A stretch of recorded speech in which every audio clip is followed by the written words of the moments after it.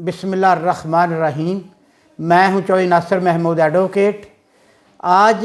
जिस मौजू पे मैं वीडियो बना रहा हूं, आपको बहुत से लोगों के फ़ोन आए कि हमें कुछ बताएं इस सिलसिले में। वो मौजू है चालान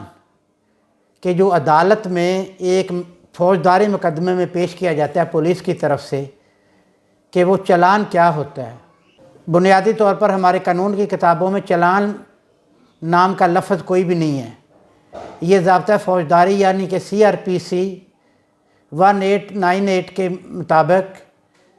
एक रिपोर्ट है जो कि अंडर सेक्शन 173 है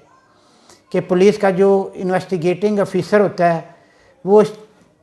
अपनी तमाम शहादतें, अपनी तमाम इन्वेस्टिगेशन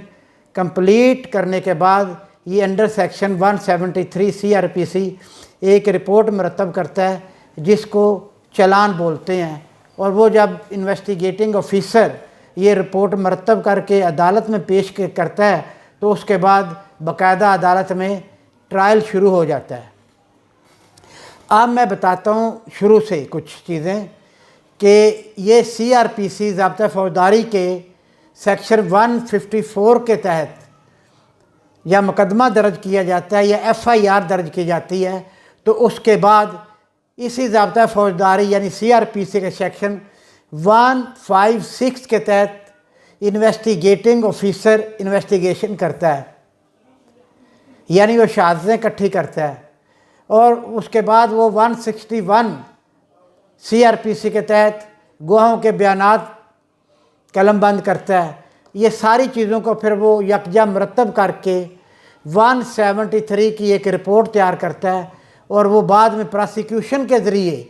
प्रोसिक्यूशन डिपार्टमेंट के ज़रिए अदालत में पेश की जाती है और जिसको हम चालान बोलते हैं। चालान या अंडर सेक्शन 173 की रिपोर्ट जो होती है एक लीगल साइज़ के वाइट पेपर पर होती है बनी हुई, लिखे जाते हैं। तो मैं अर्ज़ करता चलूँ, जब ये चालान यानी कि ये जो अंडर सेक्शन 173 की रिपोर्ट जिसको आम ज़बान में चालान बोलते हैं, जब अदालत में पेश किया जाता है थ्रू प्रोसिक्यूशन डिपार्टमेंट, तो इसकी तरतीब क्या होती है। सबसे ऊपर वो फार्मेट लगा होता है कागज़ों के, जिसका मैंने अभी जिक्र किया, जिसके 7 कालम होते हैं। उसके नीचे एक रपट होती है रोज़नामचा की, यानी कि वो रपट जब कोई बंदा FIR के इंदराज के लिए थाने जाता है तो वो रोज़नामचा में पहले उसका इंदराज होता है कि कौन शख्स आया और उसने ये FIR के लिए दरख्वास्त दी, वो रपट होती है। और उसके बाद लगी होती है FIR की कापी, और उसके बाद लगी होती है 161 के बयानात गवाहों के, और उसके बाद मकबूलगी की फ़र्ज़ होती है कि क्या क्या इससे बरामद हुआ ये चीज़ें, और उसके बाद मेडिकल रिपोर्ट्स होती हैं, पोस्टमार्टम रिपोर्ट्स होती हैं, दीगर रिपोर्टें जो भी दस्तयाब होती हैं वो लगाई जाती हैं, और एंड पे एक सज़ा की स्लिप लगाई जाती है। तो फिर जब ये चालान मुकम्मल हो जाता है तो मैं आपको बताता चलूँ कि ये चालान ऑर्डिनरी केसेस में ये 14 दिन के अंदर अंदर अदालत में पेश किया जाना ज़रूरी है। अगर कोई वजह बन जाती है, ज़रा लेट हो जाता है तो 3 दिन और इसको मिल जाते हैं।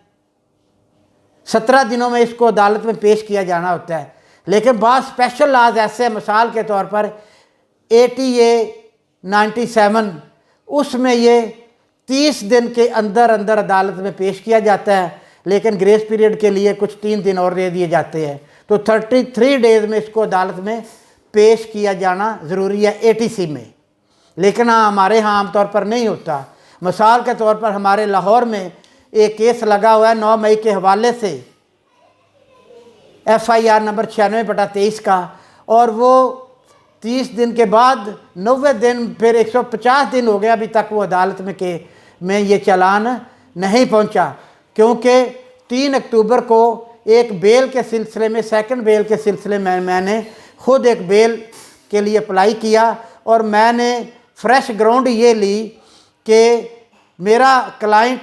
तकरीबन 150 दिन से जेल में है और चालान का अभी तक कोई अता पता नहीं। ये मैंने अदालत में बयान दिया। लिहाजा कि मेरे तो क्लाइंट को कन्विक्शन से पहले ही आप सज़ा, उसको कन्विक्शन हो गई है, तो लिहाजा مجھے اس بنیاد پر میرے کلائنٹ کو ضمانت دی جائے، لیکن وہاں پہ پولیس کے آئی او صاحب بھی موجود تھے، پراسیکیوٹر صاحب بھی موجود تھے۔ انہوں نے عدالت میں یہ نہیں کہا کہ 96/23 کا چلان عدالت میں پیش ہو چکا ہے۔ اگر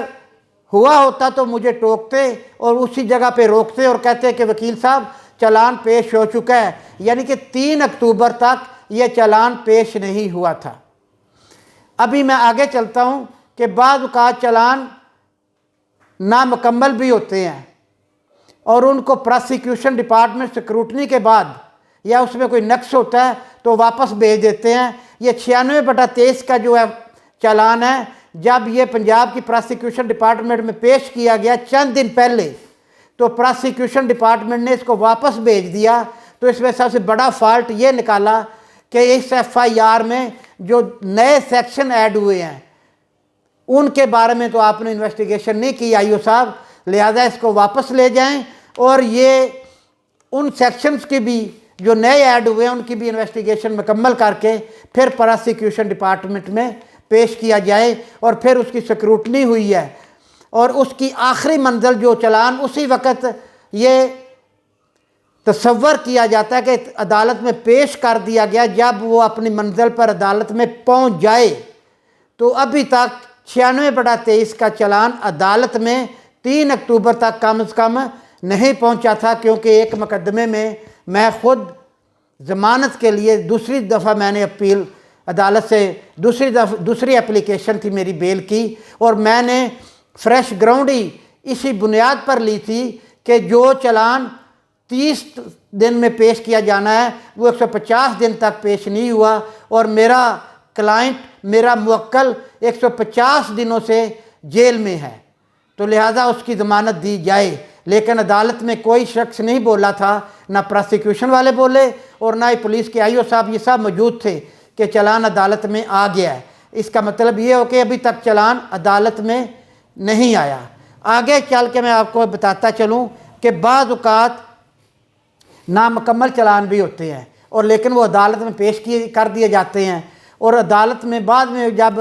چلان کی انویسٹیگیشن وغیرہ مکمل ہوتی ہے تو ان چلانوں کے ساتھ وہ متعلقہ کاغذات لفظ کر دیے جاتے ہیں۔ میں یہاں پہ یہ بھی بتاتا چلوں کہ چلان کے ذریعے ایک اخراج کی رپورٹ بھی بنائی جاتی ہے کہ یہ بندہ بے گناہ ہے، لہٰذا اس کی اخراج کی رپورٹ تیار کر دی جائے، اور یہ جج صاحب پر منحصر ہوتا ہے کہ وہ اخراج کی رپورٹ کو مانتے ہیں یا نہیں، یا آئی او کو وہ چلان واپس کر دیتے ہیں کہ یہ دوبارہ جا کے اس کی انویسٹیگیشن کرو۔ تو چلان کے ذریعے ایف آئی آر کی کینسلیشن کی بھی رپورٹ مرتب کی جاتی ہے کہ یہ بندہ بے گناہ تھا، لہٰذا اس کی ایف آئی آر میں کینسل کر دی جائے۔ وہ بھی بعض ذریعہ ایس پی صاحب متعلقہ ایس ایچ او کو بھیجی جاتی ہے، اور وہ